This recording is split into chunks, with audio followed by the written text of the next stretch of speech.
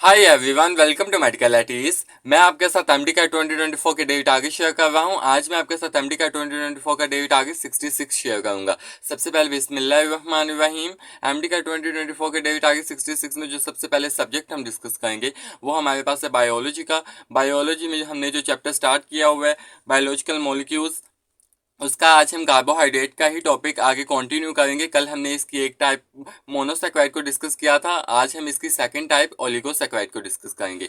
Oligosaccharides में जो आपकी कॉन्सेप्ट्स कवर करेंगे वो सबसे पहले आप इसकी कुछ कैरेक्टरिस्टिक्स को पढ़ेंगे, जैसे कि ये लेस स्वीट इन टेस्ट होता है, लेस सोल्यूबल इन वाटर होता है। Then next most important concept आपके पास ये है कि ऑन हाइड्रोलिसिस ओलिगोसेक्राइड यील्ड करता है 2 to 10 मोनोसेक्राइड। देन हमारे पास एक मोस्ट इंपॉर्टेंट टर्म आती है ग्लाइकोसिडिक बॉन्ड की। The covalent bond between two monosaccharide is called glycosidic bond. यहाँ पे हमारे पास कुछ फिजियोलॉजिकल इंपॉर्टेंट हमारे पास ये डाइसैकेराइड लिखे हुए हैं और मोस्ट फैमिलियर डाइसैकेराइड लिखे हुए हैं, जैसे कि फिजियोलॉजिकल ये हमारे पास माल्टोज, सुक्रोज एंड लैक्टोज आते हैं।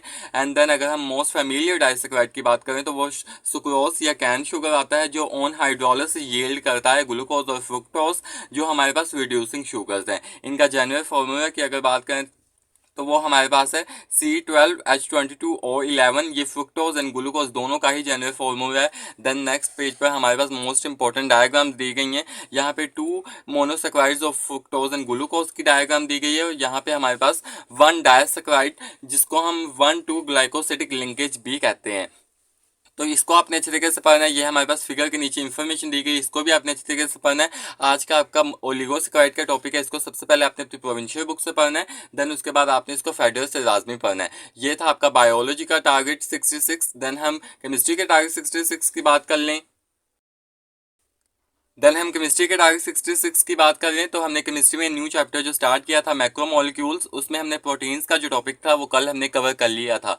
आज हम जो न्यू टॉपिक स्टार्ट करने होंगे एंजाइम्स, उसको आज आप अच्छे तरीके से कवर करेंगे। एंजाइम्स में जो आज हम टॉपिक कवर करेंगे वो इसका इंट्रोडक्शन एंजाइम का मोस्ट इंपॉर्टेंट है। आपने इसको सबसे पहले इसकी डेफिनेशन करनी है, देन ये पढ़ना है कि ये मोस्ट इंपॉर्टेंट ऑर्गेनिक प्रोटीन्स है हमारे पास।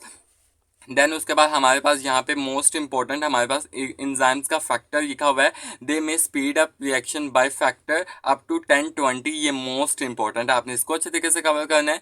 देन एपो एंजाइम्स एंड को एंजाइम और को फैक्टर की डेफिनेशन अच्छे तरीके से करेंगे। देन यहाँ पे नेक्स्ट पेज पे हमारे पास इंपॉर्टेंट को factors with their respective enzymes लिखे हुए हैं, जैसे कि फेरस के साथ हमारे पास कॉम ऑक्सीडाइज लिखा हुआ है, जिंक के साथ कार्बोनिक एनहाइड्रेज लिखा हुआ है, 6 फॉस्फेट लिखा हुआ है, and many enzymes contain vitamins as their cofactor। ये भी एक इम्पोर्टेंट हमारे पास इंफॉर्मेशन और हमारे पास एमसीक्यूज है। देन उसके बाद इंपॉर्टेंट एमसीक्यूज है हमारे पास। तो आपने अच्छे तरीके से इस एंजाइम्स के इंट्रोडक्शन को आपने पढ़ना है। इसमें हमारे पास एंजाइम्स का जो सफिक्स यूज हो रहा है, एंजाइम का सफिक्स जो हमारे पास होता है वो एज होता है, जैसे कि एनहाइड्रेज ये हमारे पास एंजाइम है, तो ये हमारे पास इसके एंड पे एज आ रहा है, तो इसको आपने अच्छे तरीके से कवर करना है। आज का आपका टॉपिक एंजाइम का इंट्रोडक्शन है, इसको जस्ट आपने अपनी प्रोविंशियल बुक से ही कवर करना है। ये था आपका केमिस्ट्री के टारगेट 66। देन हम फिजिक्स के टारगेट 66 की बात कर लें। देन हम फिजिक्स के टारगेट 66 की बात कर लें तो जितने भी हमारे पास सेकंड ईयर के चैप्टर्स और टॉपिक्स लिखे हुए थे पीएमडीसी के सिलेबस में, उनको हमने कल कवर कर लिया था। आई होप आपने अच्छे तरीके से उन सभी टॉपिक को पढ़ा हो, अच्छे तरीके से उनका कॉन्सेप्ट लिया हो। आज हम फर्स्ट ईयर फिजिक्स को स्टार्ट करने लगे हैं। इसको जो आज हम सबसे पहले जो चैप्टर स्टार्ट करेंगे force and motion according to PMDC syllabus, उसका जो आज हम सबसे पहले सब टॉपिक डिस्कस करेंगे वो है डिस्प्लेसमेंट एक मोस्ट इंपॉर्टेंट है हमारे पास एमडी कैट के पॉइंट ऑफ व्यू से टॉपिक। इसमें जो आपने की कॉन्सेप्ट कवर करने हैं वो आपने इसकी डेफिनेशन करनी है, इसका फॉर्मूला करना है, और जितनी भी इंफॉर्मेशन इस टॉपिक में लिखी हुई है उस इंफॉर्मेशन को आपने हाईलाइट करना है, और जो साइड पर हमारे पास फिगर और डायग्राम दी गई है उसको भी आपने अच्छे तरीके से कवर करना है।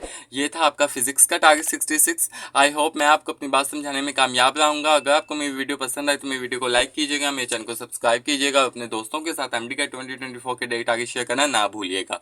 खुश रहें, खुश रहने दें। अल्लाह हाफिज़।